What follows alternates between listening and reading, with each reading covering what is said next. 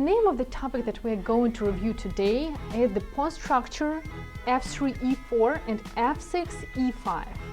So I will show with the mouse, so f3-e4 and f6-e5.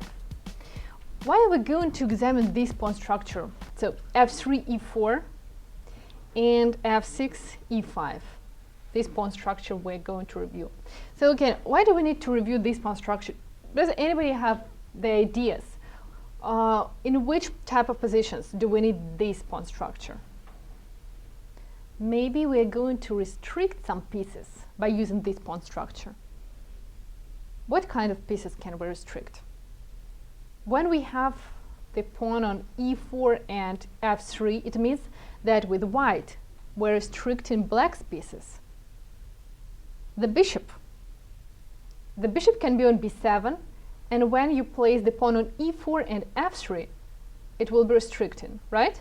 So the same when black wants to restrict the bishop, which is on b2, with the pawn on e5 and f6. Then it works. So I will show you, our plan for today is we will try to review 3 games with these ideas, and you will see it on the examples, how it works.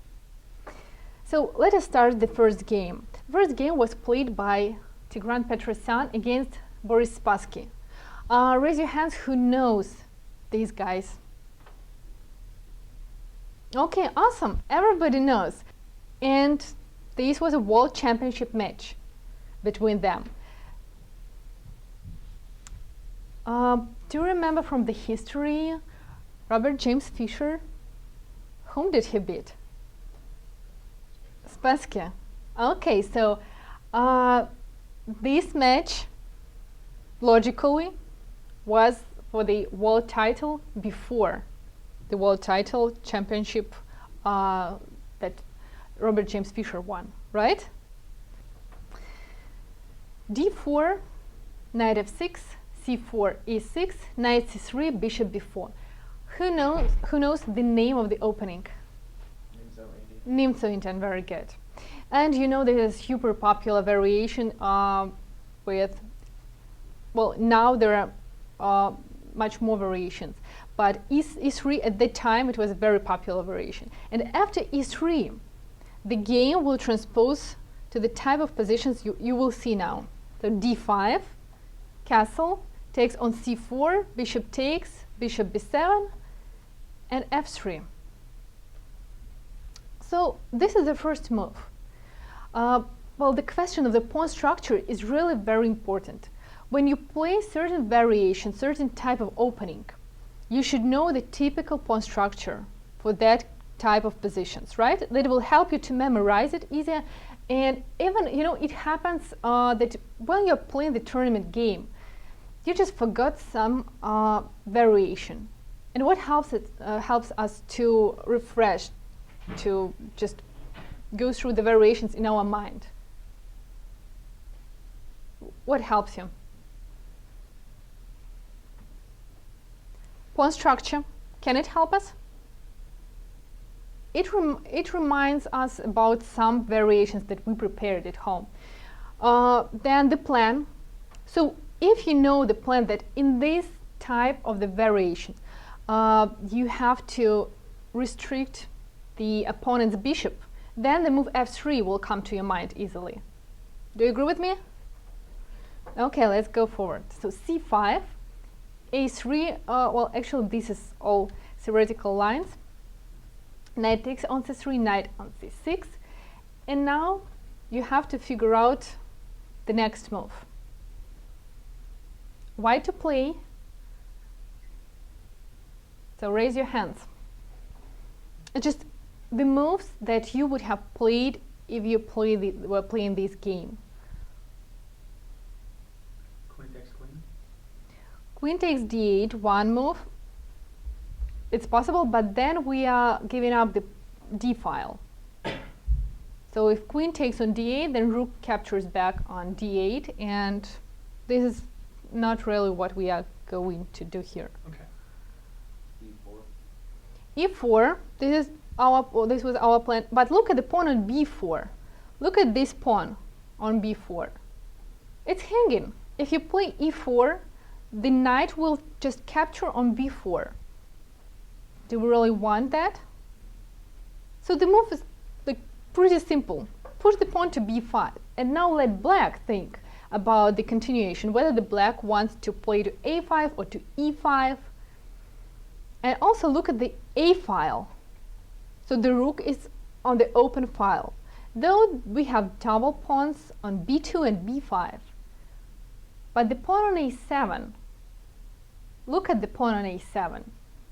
The pawn from b5 controls a6, and the pawn on a7 will be our goal. Knight can move to e5 and a5. First, let's go with knight to a5. Bishop returns to e2 because bishop was attacked. Queen takes on d1, rook takes on d1, knight to b3. So this variation, when the knight moves to a5, it helps black to trade his knight from c6, which was kind of on the way of controlling the center and was under attack, to trade for the bishop on c1. However, in reverse, what does white get? What will white get? I told you about a file. So, do we have any ideas about a file and about this trade? Did it help white a little bit? What about a file?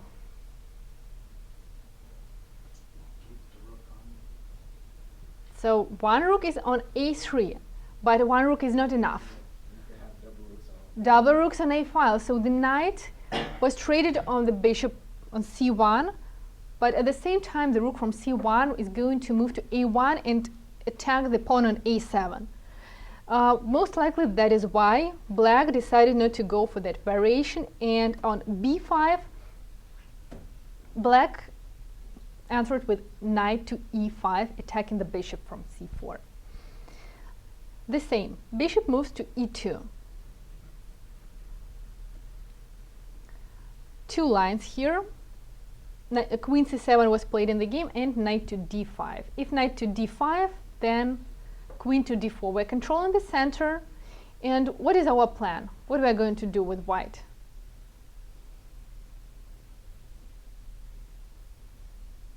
Okay, raise your hands. Just all the moves are accepted. We're going to review them. That's why we're here.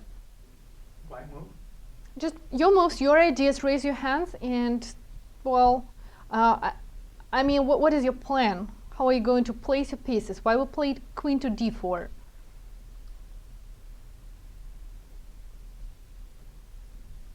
We are attacking the knight, first of all, right? However, this is not the only idea to play in queen to d4. e4, and I'm thinking that if the knight moves to g6, for example, knight moves to g6, rook d1 can be a good move. You're developing your pieces, bring them to the center. You restricted the bishop from b7, and basically the bishop is doing nothing right now. f3 pawn controls the center. Everything is fine. And again, queen c7 was played. And now e4. Now look at the position. So the pawn from e4 blocks the bishop on b7. So all the light squares are controlled by white. Do you agree? Then the knight from f6. So the knight didn't manage to move to d5, the move before. Black chose queen to c7. And now the pawn from e4 controls d5. So now you see on the example the pawn structure that we're talking about. So f3 and e4 when you're playing with white. You stop two opponent's pieces, the knight on f6 and the bishop on b7, from controlling the center, playing just two moves. Rook d8, what will be your next move? Now, what we are doing? We're raising the hands and we're offering the moves. So let us work together. White to play. You guys all play with white. So one by one, tell me the moves. What's your idea? The move and the idea, and then we will figure out whether it was played in the game or not. Let's start.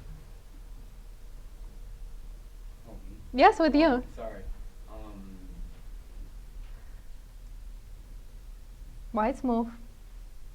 You're attacked by the rook from d8.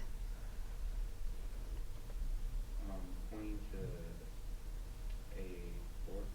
Queen a4 can be played. Do you want to check? Queen e1 was played. What is your plan? What are you going to do from Queen e1? What can you assume? Queen g3, creating the pin and trying to get closer to the opponent's king. Queen c5 check. The move. So everybody participates. Nobody skips the move. Would be Queen f2. Queen f2 or the other move? King h1. Queen f2. You're right. Queen to a7, the next move. Returning back to this position, if black takes on f2, with which piece are you going to take?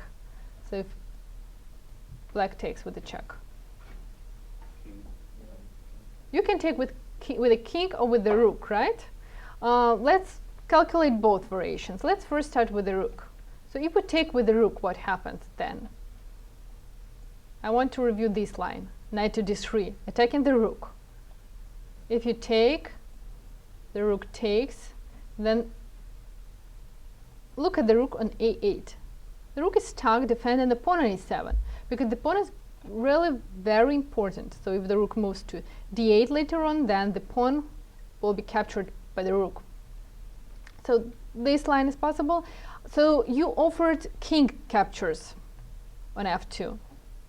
So if king captures, let's go with the same line. Knight d3 check. Will you take? Yeah.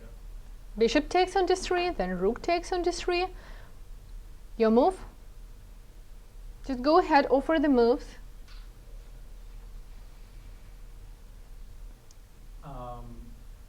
Rook d1. Rook d1, possible. What do you think about king e2? That's bad. And if the rook moves to d8, how will we play? Bad. The rook captures the pawn, right? Attacking the bishop. And look at this poor guy.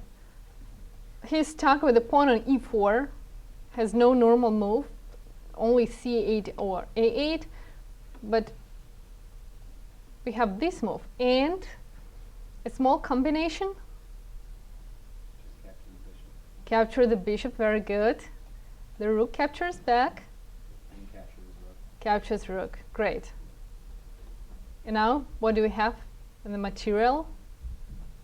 Up a bishop and Yeah, up a bishop and a pawn. Very good. Let's return back.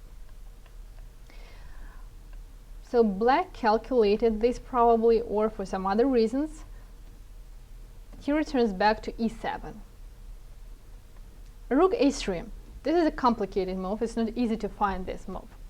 Because I think the first move that comes to the mind is bishop e3. Developing the bishop. Do you agree with me? Just bishop e3 or bishop g5, pinning the knight. Right? Rook a3 doesn't come to the mind easily, like why are we moving the rook to a3? But you know the goal. The pawn on a7, knight to e8, bishop to f4, knight moves to g6. Bishop e3. Again, repeating this maneuver. Bishop to f4. Why not bishop to e3 immediately, right away? Because first we wanted to move the knight back to g6, and then with all the comfort move back to e3. Look at the bishops. Bishops control all the squares on the d file. So the rook from d8 is just controlling the d file, but it cannot interfere to the white camp, right? Knight d6.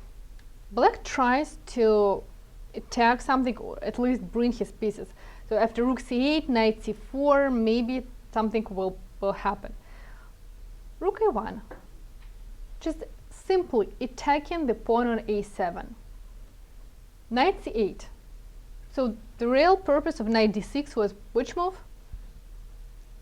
Knight c8, trying to defend the pawn, because otherwise it will be extremely hard to defend. So nobody is going to play bishop c8 in this position.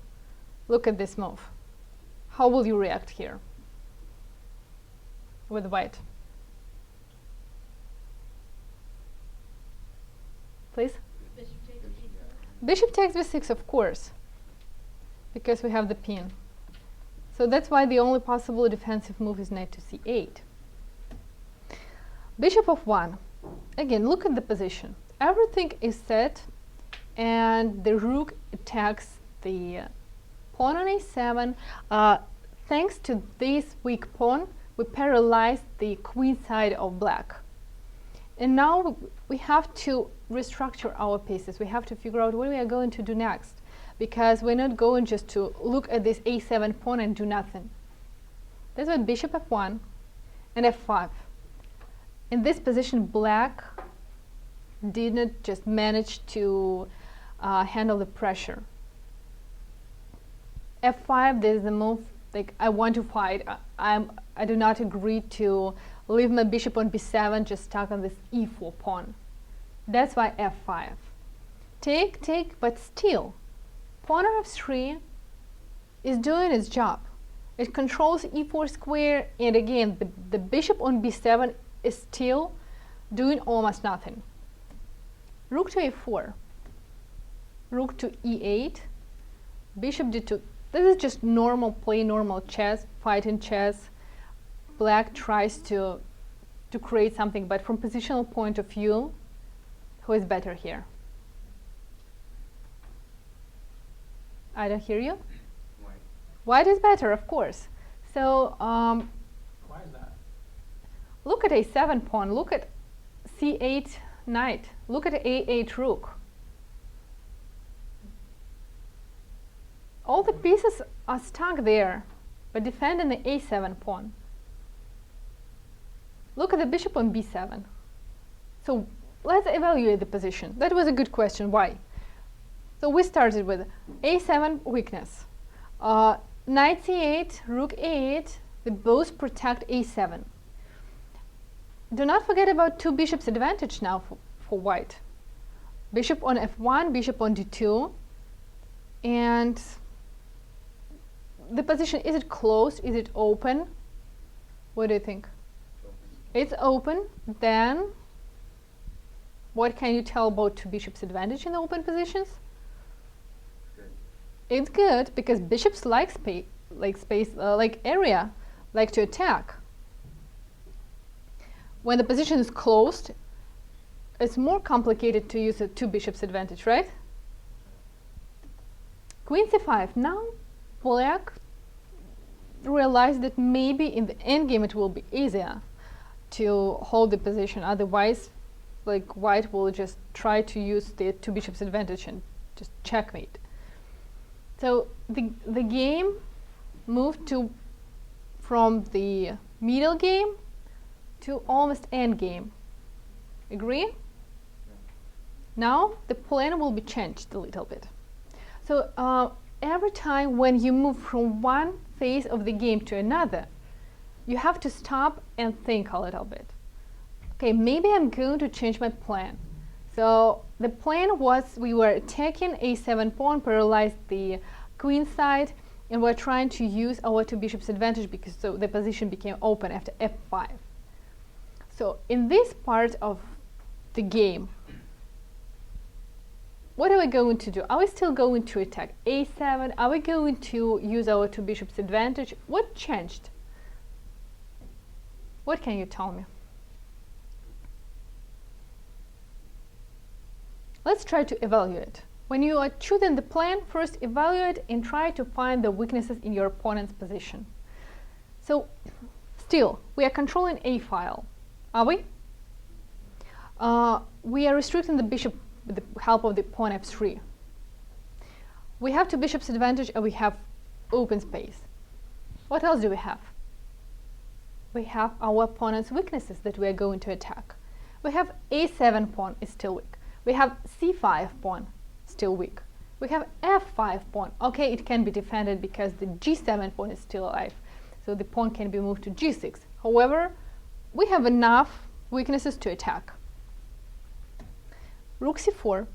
We're not waiting for a long time before attacking. Rook e5. Black's position is a little bit awkward because how are we taught to play chess? That we have to keep the harmony in the position, that the pieces are developed to the center, controlling, so the pieces are coordinated. Now, by looking at the black's position, it's completely discoordinated. Knight e4, a6, take on c5, knight takes, pay attention, rook takes on a1. We could have taken on a8. Let us look at this line. Rook takes a8, bishop takes a8, and then we could have retreated back with the rook to c1 maybe. But everything will be even, though the bishop on a8 is still kind of stuck there on the diagonal. The pawn on b5 is hanging, but after knight d6 it can be defended. That is interesting. Knight takes on b7. If black takes on c4, we just take on a8. So rook took on a1, rook c8. I think this line is much better for white than the previous one that we analyzed. King to f7, knight to d8. Let us stop here, and who can tell me what amount of pieces do we have here? Let us talk about material. Go ahead. Well, black has an extra exchange right now. Does he? Or no, he doesn't. White has 2 pieces for a rook. 2 pieces for a rook. Yeah. And which pieces for a rook? He has the 2 bishops for the rook. 2 bishops for the rook. Very good. And do you think 2 bishops are stronger than the rook? Yes. They are stronger. And especially in the endgame, when all the space is clear, you can place your bishops wherever you want to place them. King e7, check. Does black have any other chances to play king f6? If I play king f6, how will you play here? Bishop c3, good. The fork. Okay, it's just. Do you want to look till the end, how it was, or move to the next? Basically, just a couple of moves. Let's finish this game. Bishop c3 taking g7, rook b1, but it doesn't change anything. b4, take on g7, and black resigns. What did you learn from this game? Our topic, our theme today is pawn structure, right? All these happened in the games thanks to pawn structure. Please. Next game. The game was played by the famous players Garry Kasparov and Viktor Korchnoi. He is not going to play the game and just, well, I'm going to play for the draw. No way. So that's why this game very interesting to review. c4, knight f6. So for those of you who are interested in openings, this is by playing c4 is English opening, and this is one of the lines that can transfer from it. But we're interested in some other side of the game. Okay, so we are at the right place. In this position, black played f6. So Viktor Korchnoi is going to play which move? What do you think? Which move is going to be played after f6? e5, perfect. e5, and then black will restrict the bishop on b2. So if we play, let us say, if we castle for some reason, e5, look at the bishop on b2, look at the knight on f3. So d4 is completely controlled by the pawn on e5. b4 is under attack, and though black is uncastled, then it doesn't really change anything. Black will easily develop his pieces and bring all his pieces to the center, because by having this pawn structure, it kind of protects and creating the block, this blockade of the bishop on b2 and knight on f3. So you're just, let us make some moves. Rook d1 check, king c7, then knight d6, then knight, then bishop d6, then bishop e6, and then rook d8. And then the pawn on b4 is hanging, so white has to figure out how to defend the pawn. That is why in this position there was white's move, and Garry Kasparov, he played the other line. What move was played on the board? Before the castle. Oh, excuse me. Thank you. So before the castle, which move was played?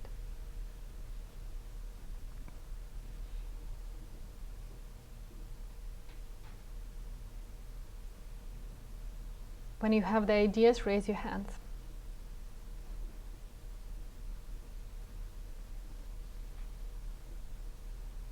So if your opponent wants to play e5, and you do not want to allow him that variation, no way you're going to allow that. How are you going to play? White moves pawn to e5 instead. Very good. White moves to e5. If in some moment white missed this move and allowed black to play e5, you saw the line that we analyzed before. So bishop g4. Black tries to complicate the game a little bit. So if black takes on e5 with a pawn, for example, how will you continue?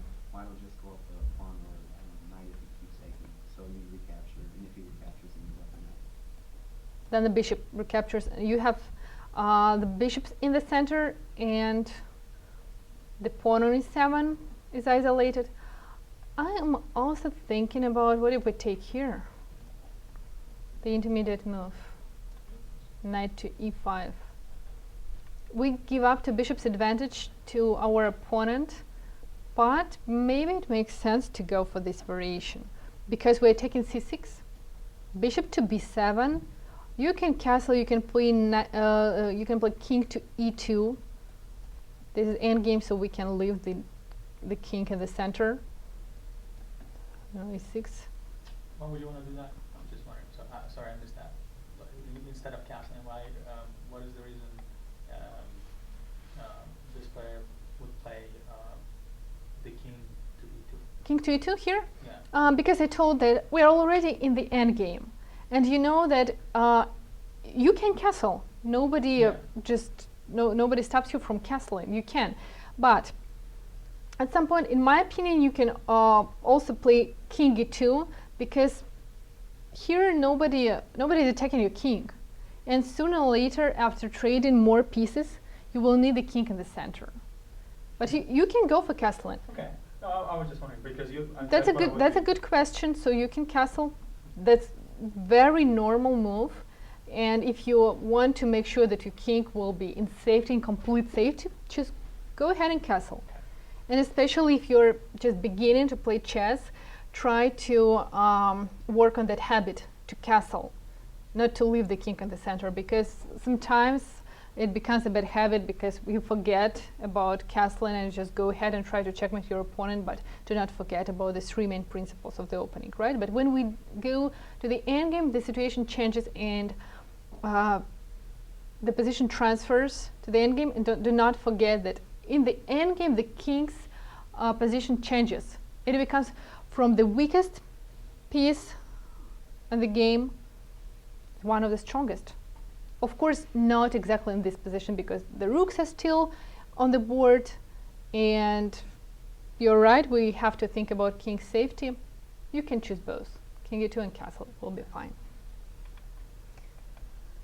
So e5. Viktor Korchnoi played bishop to g4. Bishop g4, he's going to take on f3 and spoil the pawn structure. Bishop takes on c6, bx c6, knight to d4, attacking c6 pawn. Take, and basically we came to the position similar to that we had when we took on c6, right? And we had the knight and the bishop against two bishops. Bishop was under attack, bishop moves to h5 and castle. So you see, your line, castling. Bishop to e8, rook to c1 check. Now, this is just a matter of some moves, and you will see that black resigned.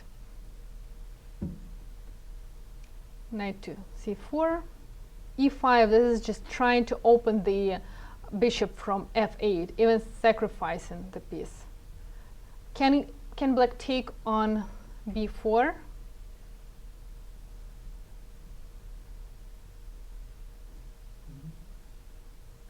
If black takes on b4, what happens after? The pin, but with which rook are you going to make a pin?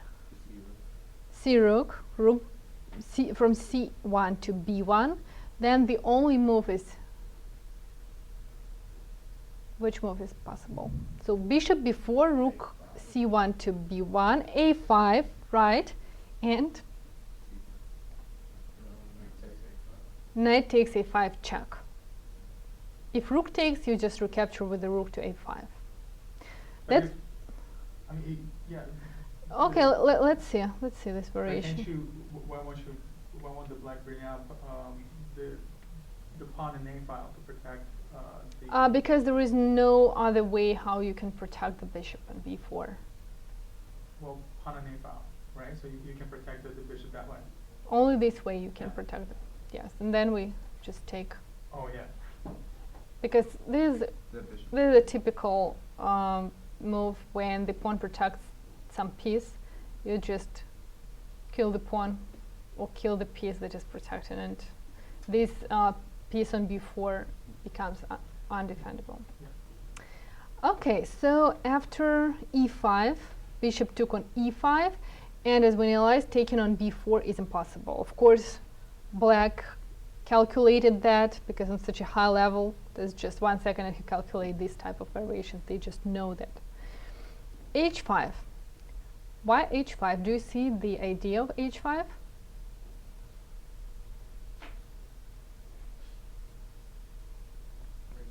Bring the rook out. Good. Though it's already lost, the black's position, he tries to find the ways out. Knight c6, black resigned. What happens after? If I play, can I play king to b5? Rook a5 check, king b7. What will we do here?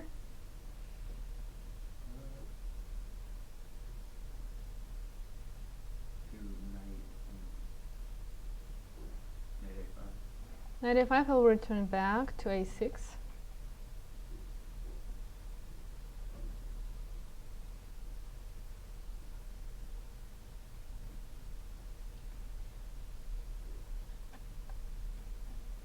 What about knight d8?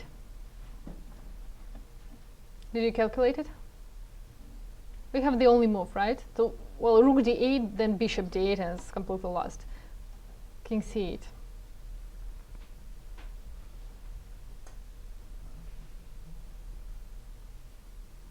Oh, you just move the bishop somewhere, just maybe to. Here. Here. I would move it to maybe e-file. E-file? Yeah. I think we can't. We have to protect the knight. Oh. Let's move it to for example, a5. Maybe we'll have chance to escape, who knows? Okay, try to checkmate me.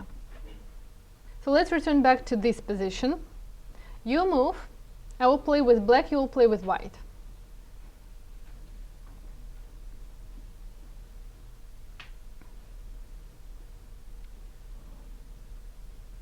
So go ahead with white. The bishop is hanging on c7, so be attentive. Bishop on c7 is hanging, and you have to do something. Either you open the c file, or you return back with the bishop somewhere.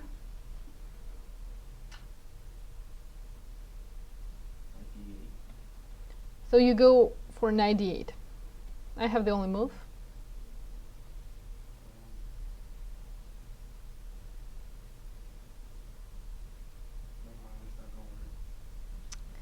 No, do not start over. Try to figure out. I think we are on the right way. Can you go bishop a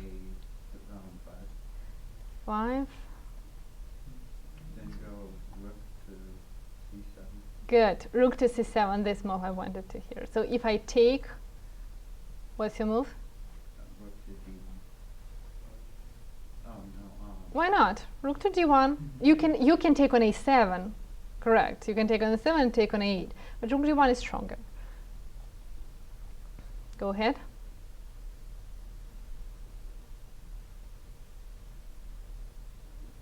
Still good. I would still go rook to d1. Rook to d1, good.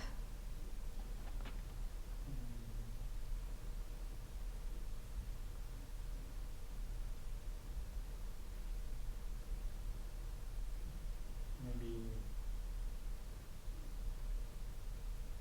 knight to c6 with the king check.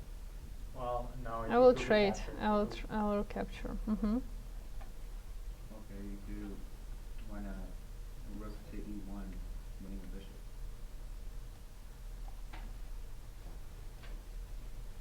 And taking the bishop on e8, right?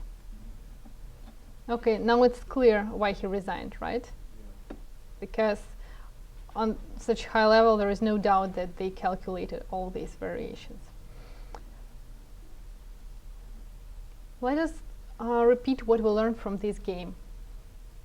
That when our opponent wants to create this pawn structure f3-e4, this is very important not to allow him to do that. To figure out it on time that he's going to use this pawn structures plan. That's why Gary played e4, e5 and just prevented everything and got the winning position. And we have one more game to analyze. Let's go quickly through the opening because I want to concentrate more on the middle game. So again, names are Indian. You already saw e3 variation, but in the previous game b6 and d5 was played. So you can learn a little bit now from this line. Actually, this is for black, so well, somebody's listening to music, right? Okay. Guess the name of the system to which it transferred. Something like Queen's Gambit, accepted, right? But the bishop is only on b4. If the bishop was on e7, just the structure, Queen's Gambit, accepted. Took, knight e4. These are all typical ideas that I used in this type of positions. And then b4. So pay attention, you could not play b4 immediately because the bishop was hanging on c4. That's why knight played e4 first, and then b4. Queen to h5, queen took on e4 is all played with tempi. Bishop b6, bishop b2, and now you see, so bishop on b2. It means that the pawn structure will be f6-e5. But right now, we cannot do that. Look at the pawn on e6. Do you see the pawn on e6? So if we play f6, what happens? Bishop takes on e6, so now it's too early.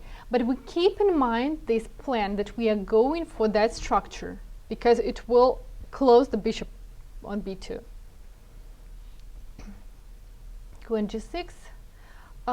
If queen takes on g6, with which pawn are you going to take? Easy. With h1, of course, because first of all, you're not going to leave the pawn on e6 unprotected, and secondly, you are interested in bringing more pieces to the center. Knight to d4, bishop a4. Bishop a4 is simply because you do not want to trade the bishop on c6. Rook c1, take, h-pawn takes, rook d8, and we are getting closer and closer to our structure. Exchange, knight to e4, knight b3, and now which move? f6, right? So we are playing f6, and then what is our idea? What is the idea after f6? To play e5. Can white just try to avoid this structure, somehow not to allow? I think no. By playing f4, the pawn on g3 is hanging, so he cannot play f4, and the pawn on e3 is hanging. What else can he do? Basically, I don't see any variations. By the way, this game is again played by the world champion. So Vasily Smyslov, he was a world champion. So you see, all these main strategic ideas about the pawn structures, they were covered in the games. That's why my advice to you will be, if you have some spare time, you can take the book, like the classic games of the world champions, and just analyze. You'll find a lot of strategic ideas. And especially with the commentaries, that's an awesome exercise. e5. So we got to the point when we created this pawn structure. And now the bishop on b2 is deactivated, and the knight on b3 is out of control in the d4 square.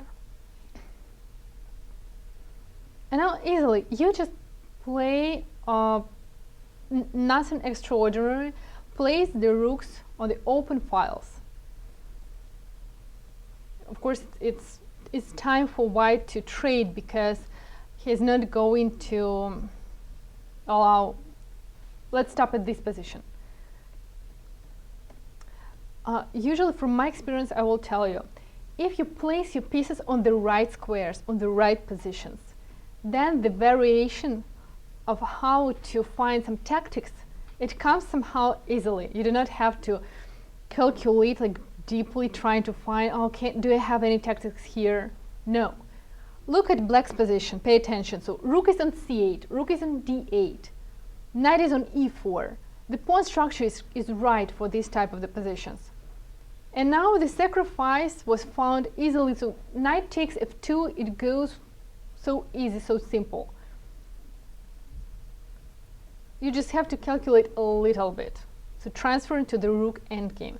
Rook endgame, this is another story, but I hope it will be interesting for you. By the way, what do we have in the material? Who wants to evaluate the material here?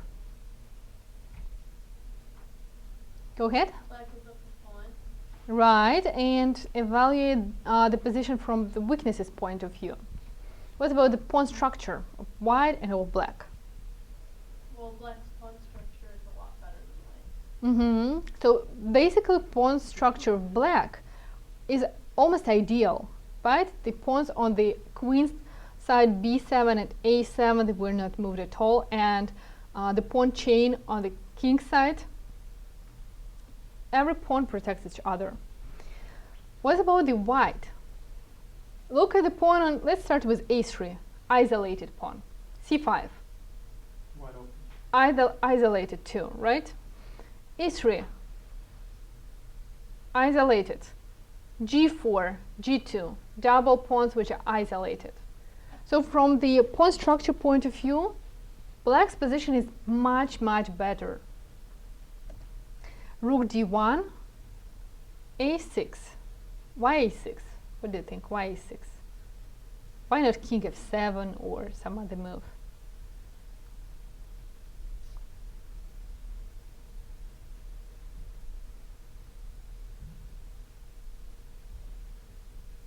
Also, that way that pawn will be protected, I suppose. Well, because right now this is one of the options, just to protect the pawn and to see how white is going to play, because look, the king is attached to the pawn on g2, it's protecting the pawn, cannot move. So first white needs to lose the tempo from g2 to g3, and then the king will be free. Rook d7 seems to be a very good move. The rook comes to the 7th rank, attacking the pawns, but all the pieces are protected. This is the reverse side. So h6, rook c7. The rook wants to do what? To help the pawn to be pushed to c6 and just to trade the pawns. a5. Of course, all the world champions, they were great players of endgames. All of them. You cannot become the world champion without perfectly playing endgames.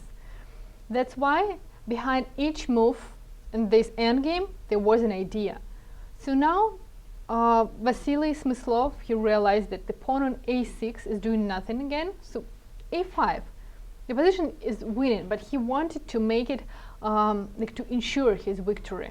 That's why he played like with no risk. King h7. Do you see the tricky idea of white, where the king was moving? f5 and g6, right? That's why we're not going to allow him to move there, of course. King d5, a4, king d6. Black doesn't even take the pawn on g2 because the pawn on b7 is much more important than the pawn on g2. So if you lose the pawn on b7 and just take some pawn on g2, which is doing really nothing and which just weakened, you can take it at any time, that will be a very, very bad trade. King g6, we are going to capture the pawns on the king side with the king, and we need the rook on the queen side. f5, take. If now the king moves to c8, do you think it will help somehow? What is the right move here? What about the rook to b5? We need to control c5 pawn. So if he takes here, we take on c5. So be very attentive and try, in the endgames it's very important to analyze, to evaluate the value of this or that pawn, because if you trade the pawn that is super strong and super important to some weak pawn, the evaluation of the position can just change to the opposite side to 360 degrees. So it's the 180, sorry. And from winning, you can be lost. Okay, the rook goes to b5. Rook takes on, oh, this was our line, sorry. So the king moved to d6. Rook to d2, check. Rook d5. King f7, king e4, takes, and then just push the pawn.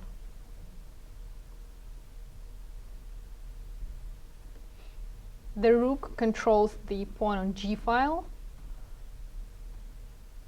e2. Let's just play a little bit. Okay, play here. Your move.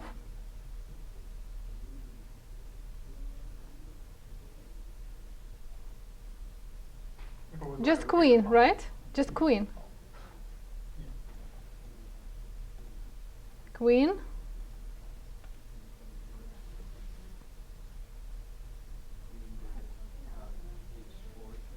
Queen h4, you can play the rook controls there. So you play queen to h1. So I have the move king to g6, right? Go ahead. Queen g1 or g2, and if the king moves to defend the queen, then jump rook c7. Very good. I have to move here. No, rook c8. And rook c8, you're winning. Okay, so all three games were devoted to the pawn structure f3-e4 or f6-e5 if you play with black. What you should memorize from this lecture is that If your opponent places his bishop, if you're playing with white and he places the bishop to b7 and the knight, for example, on f6, one of the best ways to deactivate the pieces is playing f3 and e4.